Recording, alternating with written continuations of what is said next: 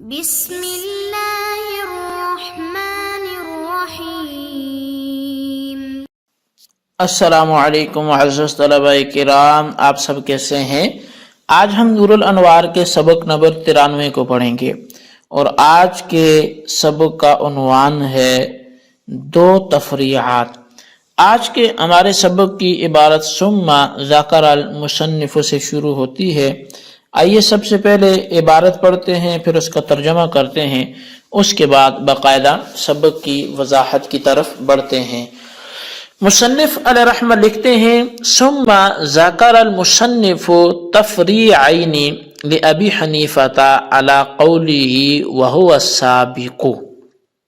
پھر مصنف نے اپنے قول وہو السابق پر امام اعظم امام ابو حنیفہ کے دو تفریعی مسئلے ذکر فرمائے۔ فقال، چنانچہ ماتن علیہ رحمہ نے فرمایا وعلی ھذا قال ابو حنیفہ فی القطع ثم القتل عمدا للولی فعلہما۔ کہتے ہیں کہ امام ابو حنیفہ کے نے اسی بنیاد پر آمدن قطع کے بعد قتل میں فرمایا کہ مقتول کے ولی کے لیے ان دونوں کو کرنا جائز ہے، یعنی کہ ثم القتل عمدا للولی، جو ولی کے لیے جان بوجھ کر قتل کرنے کی صورت میں یہ قتل کرنا، یہ دونوں فعل اس کے لیے کیا ہیں؟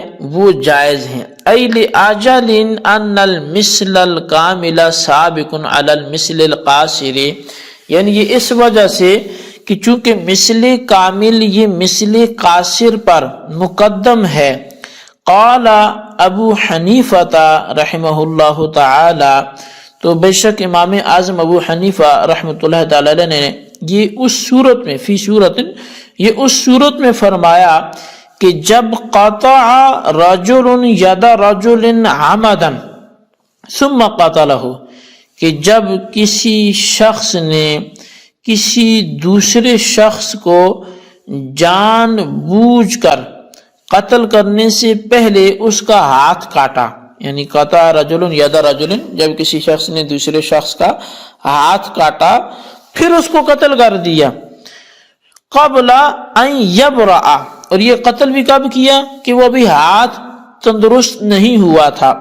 ینبغی للولی ان یفعل مثل ما فعل القاتل، تو ولی کے لیے جائز ہے کہ وہ بھی ویسا ہی کرے جیسا کہ قاتل نے کیا ہے۔ فیقطعہ اولا ثم یقتلہ، پس ولی بھی پہلے اس کا ہاتھ کاٹے پھر وہ اس کو قتل کر دے۔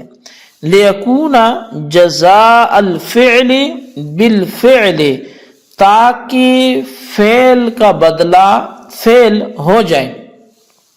اذ الفعل متعدد من القاتل فینبغی ان یکون کذالک من الولی، اس لیے کہ فعل قاتل کی جانب سے متعدد ہے، قاتل نے متعدد بار یہ فعل کر لیا، تو پس مناسب ہے کہ ولی کی جانب سے بھی ایسے ہی ہو، رعایتاً للمثل الکامل، مثل کامل کی رعایت کرتے ہوئے۔ لیکن ولو اقتصر علی القتل جاز لہ ایضا، اور اگر ولی صرف قتل پر اقتصار کرے تو یہ بھی اس کے لیے جائز ہے، لأنہ عفا عن بعض موجبہ، اس لیے کہ اس نے بعض موجب سے معافی اختیار کر لی۔ فصار کما اذا عفا عن کلہ، تو یہ ایسے ہو گیا جیسا کہ اس نے تمام سے معافی دے دی۔ وعندہما، جبکہ صاحبین کے ہاں لا یقتص الولی الا بالقتل ولی قصاص نہیں لے گا مگر قتل کا، لأن موجب القطع دخل فی موجب القتل، اس لیے کہ ہاتھ کے کاٹنے کا جو قصاص ہے وہ قتل کے قصاص میں داخل ہو گیا ہے، اذا افضى الیہ ولم یبرأ بینہما، جب بات قتل تک پہنچ جائے اور وہ ہاتھ تندرست نہ ہو۔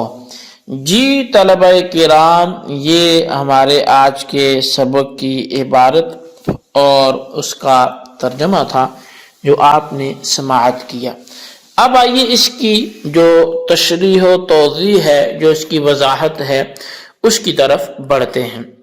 مصنف نے یہ فرمایا تھا پہلے وَهُوَ السَّابِقُ، یعنی مثل سوری جو مثل کامل ہے وہ مثل مانوی جو مثل قاصر ہے اس پر مقدم ہے، یہ آپ کے ذہن میں ہوگا۔ اب چونکہ مصنف نے کیا فرمایا کہ مثل سوری یعنی جو مثل کامل ہے وہ مثل قاصر مثل مانوی پر مقدم ہے، اسی قول پر امام اعظم امام ابو حنیفہ رحمۃ اللہ تعالی علیہ کے دو جزئی مسئلے تفریعی طور پر بیان کیے گئے ہیں۔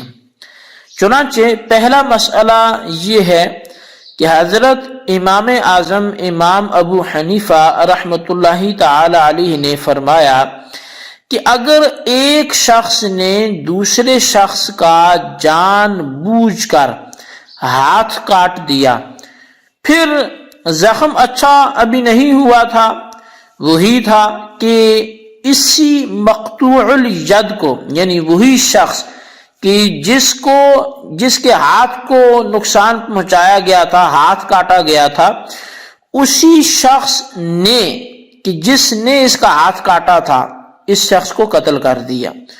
تو اب یہ جس کا ہاتھ کاٹا تھا چونکہ اسی کو قتل بھی کر لیا گیا، اور جس نے ہاتھ کاٹا تھا اسی نے قتل کیا ہے، تو اولیاء مقتول کو چاہیے کہ وہ قاتل کے ساتھ ایسا ہی معاملہ کریں جیسا کہ قاتل نے مقتول کے ساتھ کیا ہے۔ یعنی اس کا مطلب یہ ہے کہ پہلے قاتل کا ہاتھ کاٹا جائے، پھر اس کو قتل کیا جائے، تاکہ فعل کا بدلہ فعل سے ہو۔ یعنی چونکہ قاتل نے پہلے ہاتھ کاٹا، تو اب جب قاتل سے قصاص لیا جائے تو اس کا بھی پہلے ہاتھ کاٹا جائے، تو ہاتھ کاٹنے والا فعل ہاتھ کاٹنے کے فعل سے بدلہ ہو جائے گا، اور پھر چونکہ قاتل نے قتل بھی کیا تو اب اولیاء مقتول اس قاتل کو قتل بھی کر دیں تاکہ قتل کے بدلے میں آ جائے۔ اور قاتل کی طرف سے چونکہ فعل متعدد ہیں، یعنی قطع ید یہ ایک فعل ہے اور قتل نفس یہ دوسرا فعل ہے، تو تعدد آ گیا، اور قتل اس لیے مثل سوری کا لحاظ کرتے ہوئے، یعنی کہ چونکہ قاتل کی طرف سے فعل متعدد ہیں، ایک ہے قطع اور دوسرا ہے قتل، اس لیے مثل سوری کا یعنی مثل کامل کا لحاظ کرتے ہوئے اولیاء مقتول کو بھی ایسا ہی کرنا چاہیے کہ قصاص بھی متعدد ہو۔